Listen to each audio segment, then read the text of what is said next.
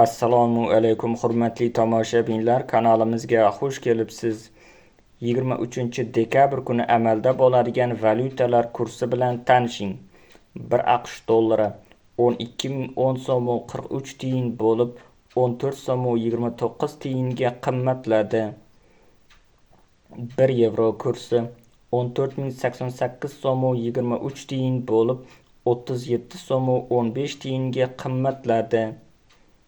1 Rossiya rubli 151 so'm 25 tiyin bo'lib 2 so'm 71 tiyinga qimmatladi. 1 qozoq tengesi 23 so'm 31 tiyin bo'lib 15 tiyinga qimmatladi. 1 qirg'iz so'mi 137 so'm 30 tiyin bo'lib 17 tiyinga qimmatladi. Videomiz yoqqan bo'lsa, like bosing, kanalimizga obuna bo'ling.